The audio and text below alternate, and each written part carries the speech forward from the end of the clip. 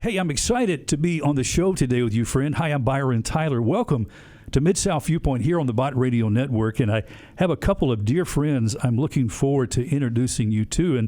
And really, they're kind of new friends and acquaintances to me. I'm looking forward to learning more about the Petersons. Chris and Nicole Peterson are here today. Petersons, welcome to Mid-South Viewpoint. Thank you for having us. This is fantastic. We've got so much to talk about.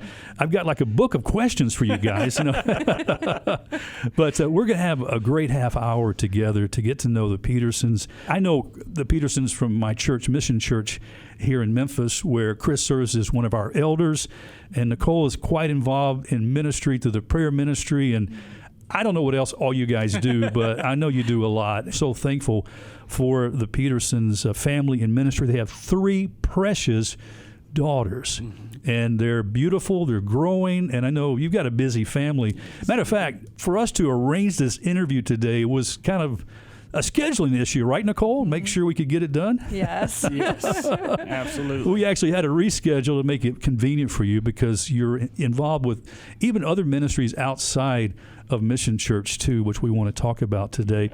Am I right, Chris, that you are work with a medical delivery service? Do you still do that? Yes, I do. Okay. And so I drive for a pharmacy that produces nuclear medicine. Ooh. Yeah. That sounds serious. It does sound serious. Is that something dangerous, or you have to have a special license to do? Or I have to take some tests, but it's not too. I don't think it's too dangerous. Everything's packed in lead and all that good stuff. okay, So it's packed. Yeah. Now, are you packed in lead too sometimes? No, my brother thinks I'll be a superhero by the time. He thinks this is going to be my superhero origin story. Now, Nicole, the question is, when Chris comes home, is he shining? Is he is he radiating? He's always shining. He really is. If it's nuclear, but I think it's Jesus that really makes him shine.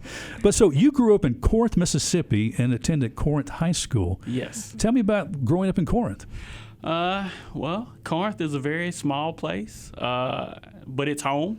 I still have family there. I have my mom's there. I have a brother there, aunts, uncles, all that stuff, cousins, all those things there. But yeah. Now, I understand the Dinner Bell restaurant in Corinth is kind of a nice place to hang out. Was that operating when you were growing up, or is that new?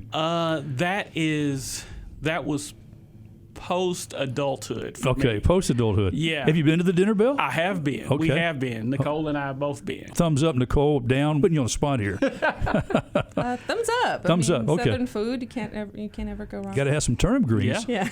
Yeah. I don't know if you do this on a regular basis, but you like to throw axes with your friends. Yes, I do. I've done that with friends a couple of times, and actually Nicole and I have done that on date night. Oh, really? Also, yeah. Okay. So, Nicole, you're taking interest in throwing these axes. Is it challenging to do that? I've never done it before, so I don't know anything about the sport. Yes, it is challenging, and I'm very competitive. Are I don't you? know if you know that about me. And so the one time we went, it was interesting, but it was fun. You're competitive. So, Chris, when you're out there throwing those axes, I mean, do you give her any leadway at all? No quarter. No, not at all, huh? No, not at all. Okay, this is serious. And that's because I am not competitive. She's the competitive one, so I have to do my best because she's also the athletic one. Oh, okay. So she was the kid that played basketball in school and all that kind of stuff, and I was in the marching band. You were in the marching band. So you guys have been married for 12 years, I believe. Is that right? It'll be 12 years this November, yeah. Congratulations for that, thank 12 you. years. But Nicole is from the island of Guam. Yes. I'm so excited that I actually met someone from Guam because I actually lived on Guam, my family, Pam and I and our boys, back in the mid-1990s.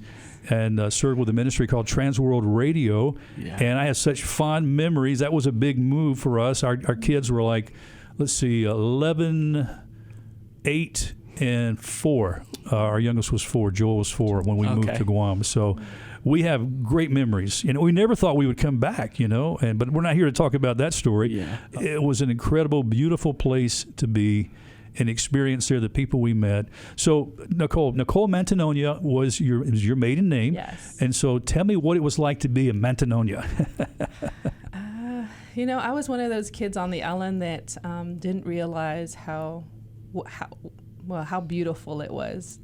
I was like a rebel and just wanted to get off. Yeah. I didn't want anything to do with the culture. Yeah. I didn't want anything to do with the language and anything. And so, of course, now looking back. So I know in school there, they do have Chamorro history classes that they Yes. teach in the public schools.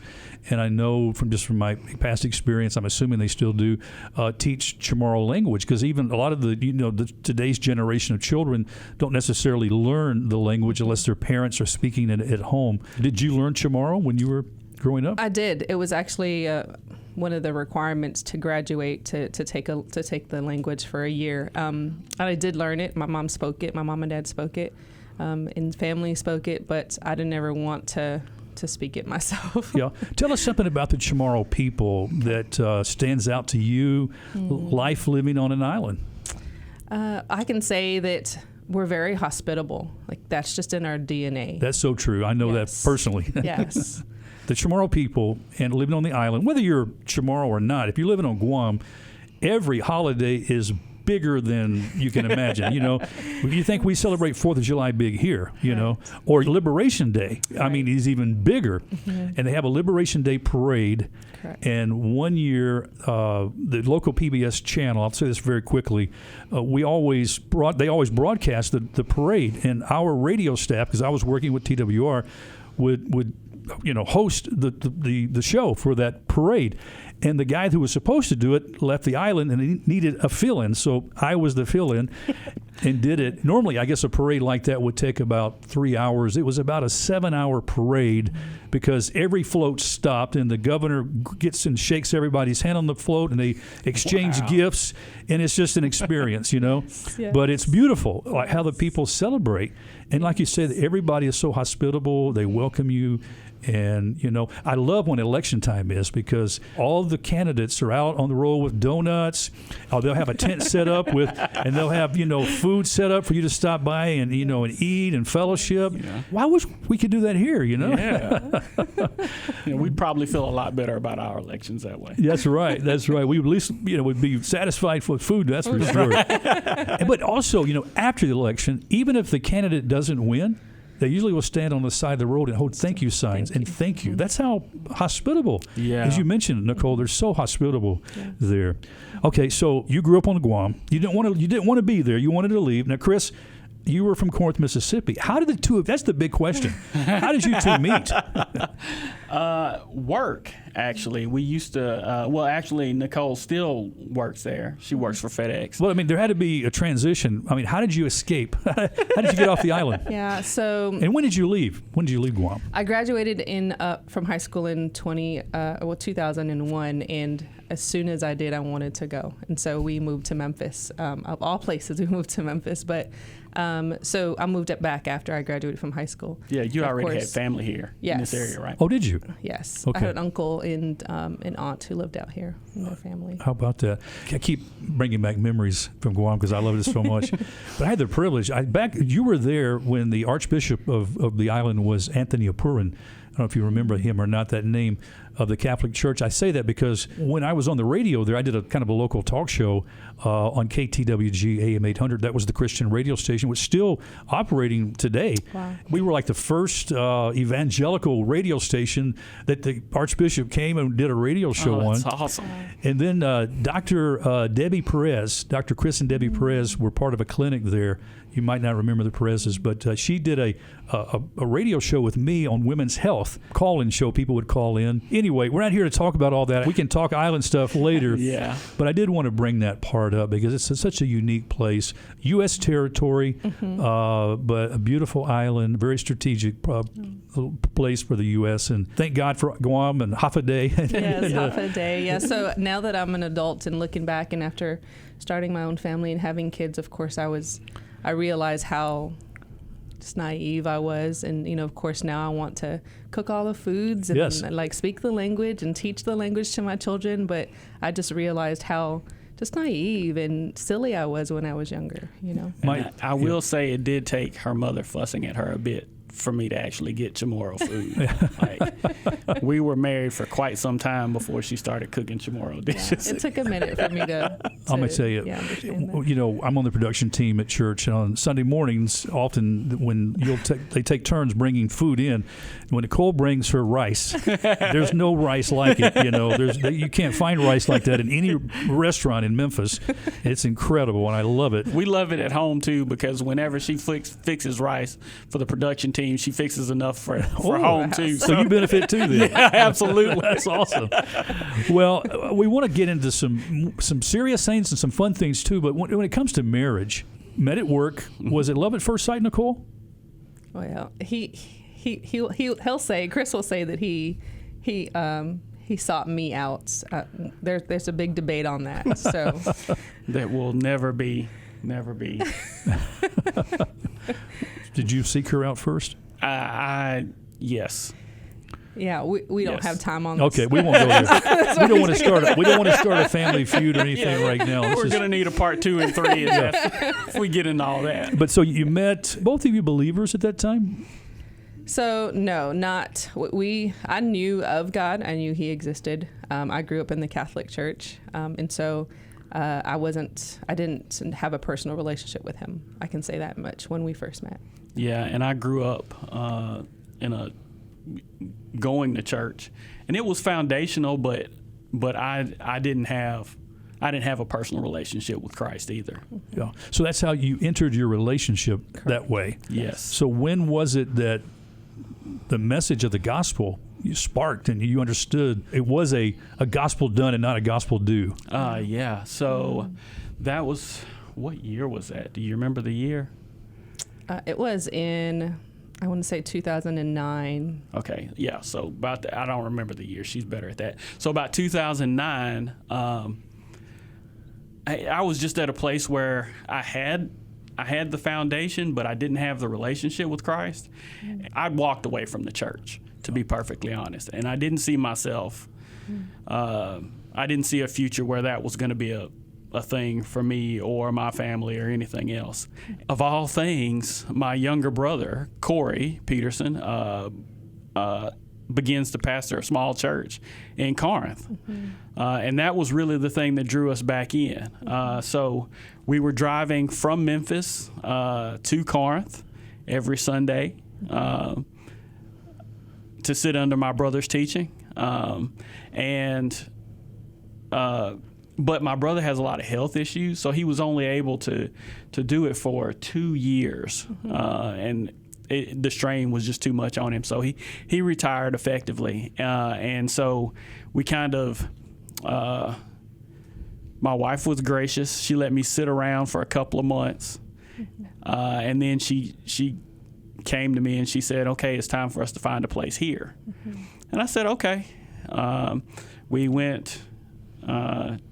As Christians around here do, church shopping, right? So were you thinking, Nicole, that you were just wanting to go to church because that was the right thing to do, or you already had begun making a commitment, or you started trusting Christ for what He did for you? Yeah, so for the beginning part of our relationship, we definitely were not walking with Christ or knowing Him. But then at that point, when we started to go to church in Corinth, the Lord started tugging at my heart, and I started to read for myself, and that's one of the things his brother used to always say is to know the God of the Word, like you have to read His Word. Yeah. And so I dived in, and what Chris didn't mention is that he had a lot of church hurt, and so that was the reason he kind of walked away, just growing up his experiences, and so having his brother and knowing his character.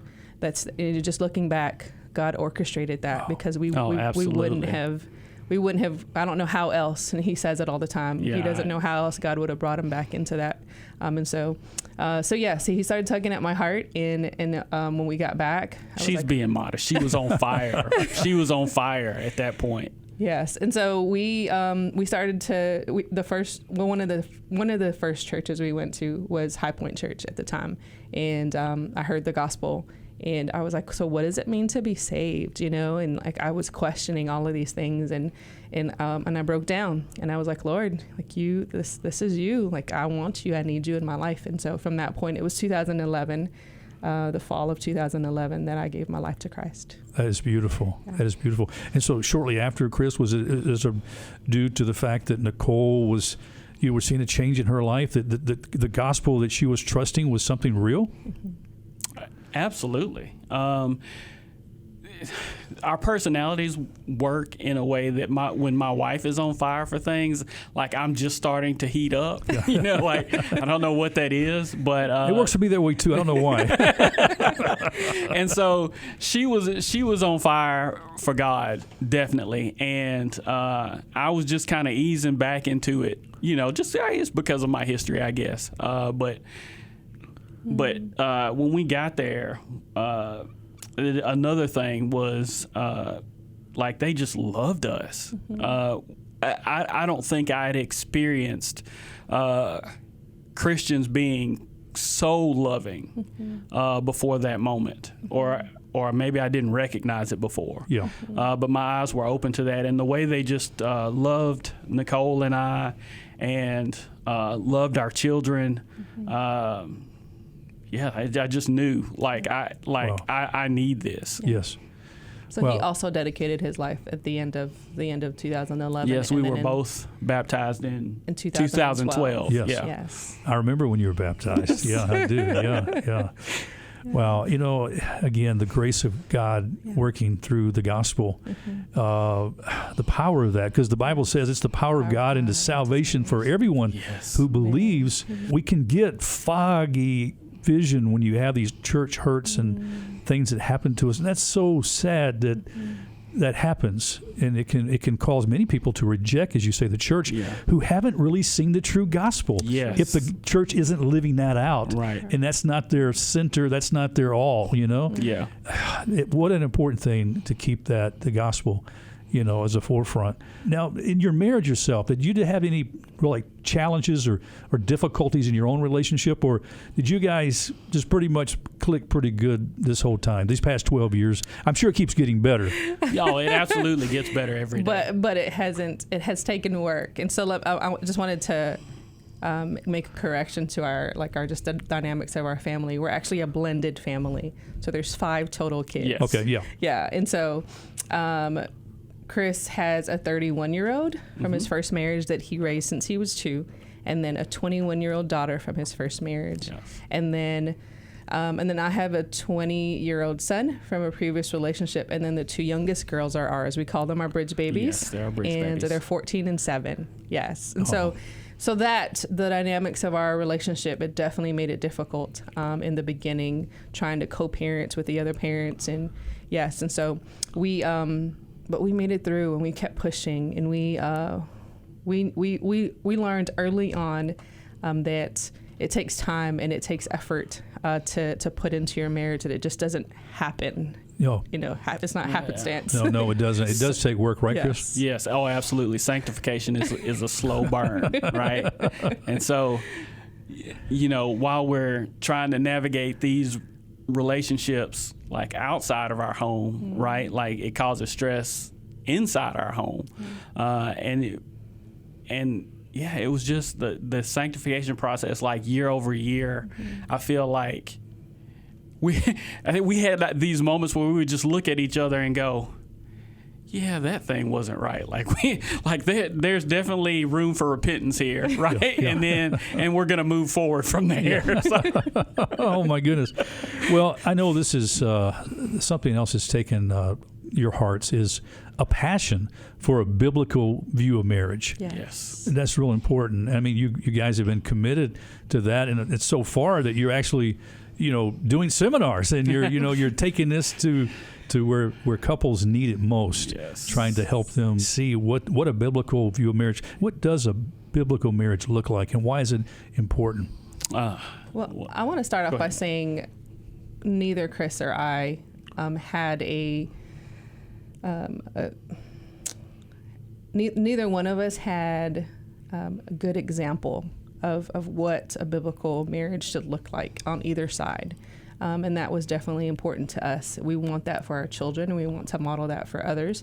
And so it took us a minute, but it's only by the grace of God that he started to give us wisdom in that and what that's supposed to look like.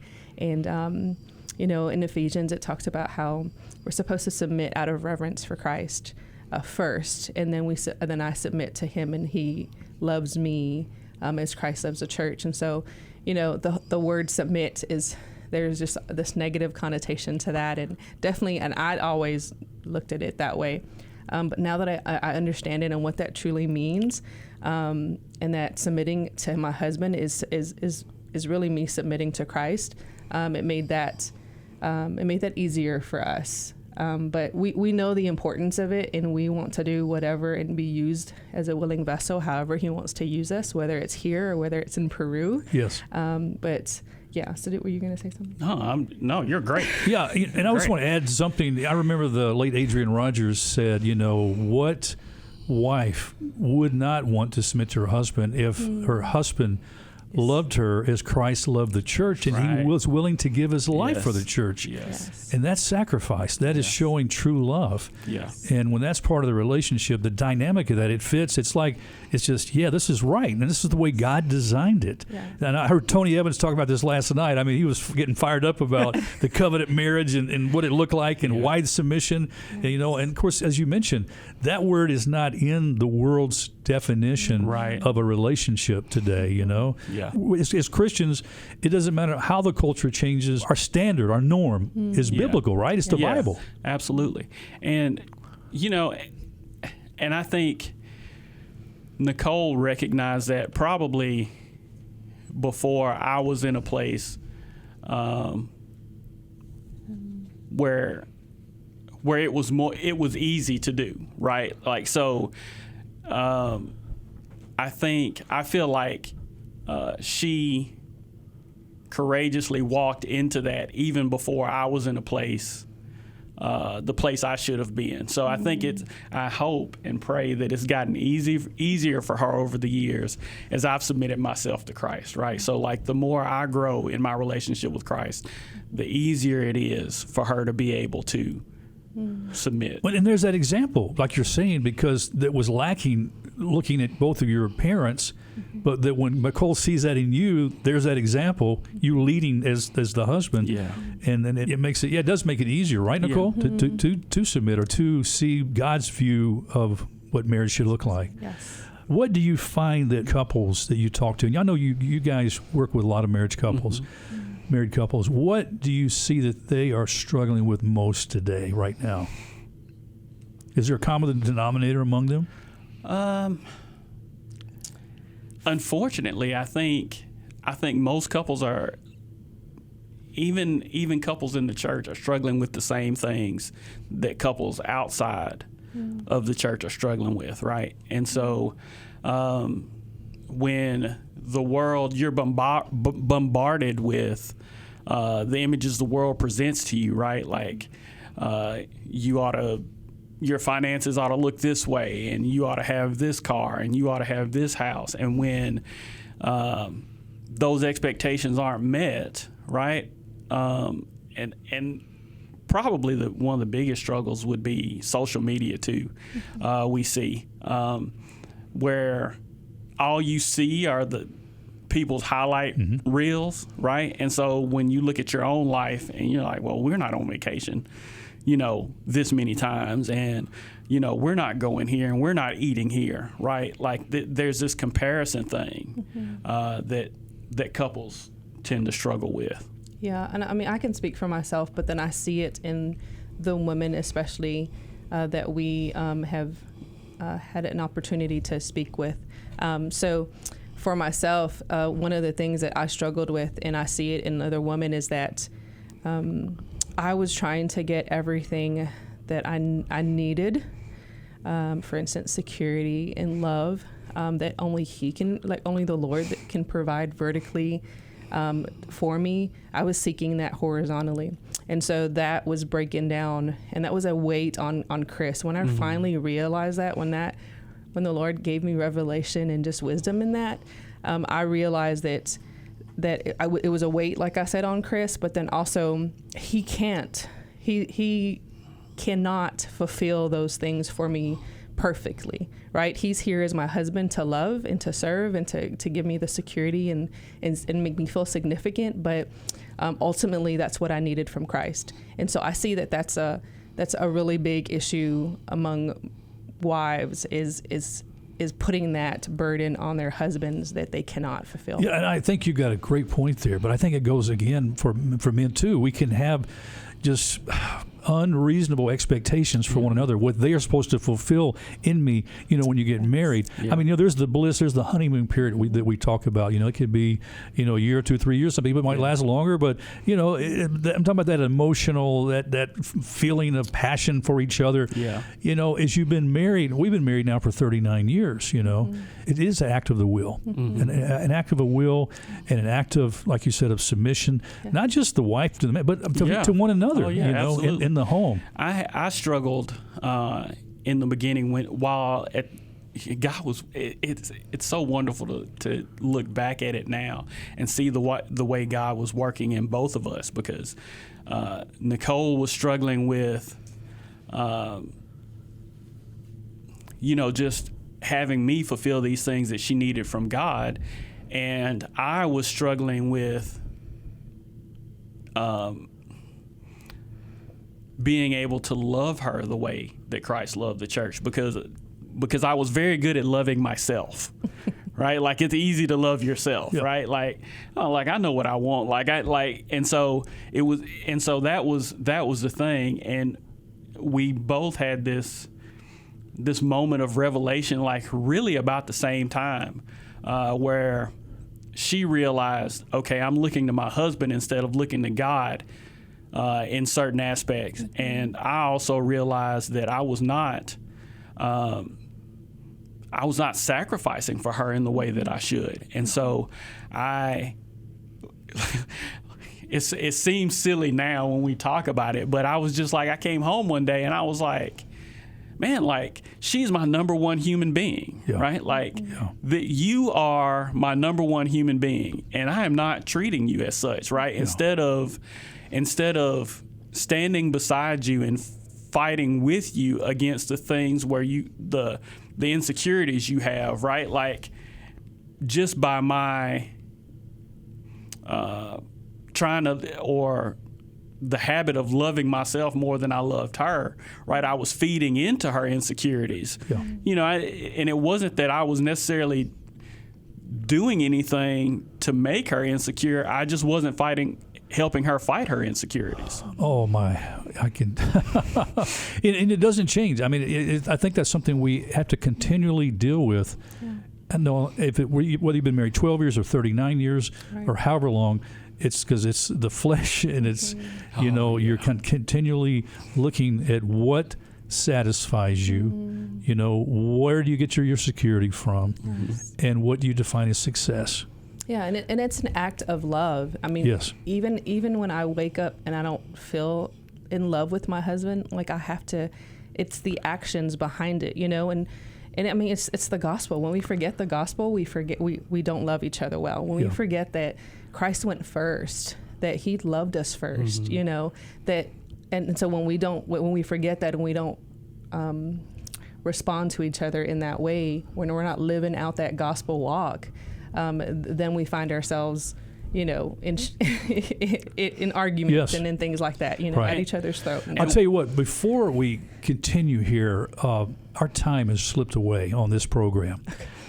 I'm going to put you on the spot and ask you, could you hang around and we continue this conversation for a second part to the show? Can you do that? Yeah, absolutely. Okay, so let me wrap it up here. Yeah. And then we're going to come back with the Petersons and continue this conversation. Awesome. I'm having a great time. Yeah, we want to do this. All right. Well, friends, we are visiting today with Chris and Nicole Peterson here on Mid-South Viewpoint on the Bot Radio Network. And as you can tell, this is becoming, I think, a wonderful time together in the studio here today. And I hope it's encouraging you, friend. And real quick, Chris, if somebody wanted to contact you, is there an email address if they had questions about marriage or maybe wanted to know about one of your upcoming marriage seminars you're doing? Absolutely. Is there an email address that you could give? Yes, it's Chris P, CHRISP at missionchurchmemphis.com. Okay. So you can send the email there if you have questions to find out, because Chris and Nicole are doing these marriage seminars throughout the year, and you can find out the schedule of those and maybe participate in. But at this point, we're going to say goodbye to the Petersons, but come back next time and continue the conversation. Thanks so much, friend, for joining us on this edition of Mid-South Viewpoint here on the Bott Radio Network. I'm Byron Tyler, and we'll talk to you next time. Bye-bye.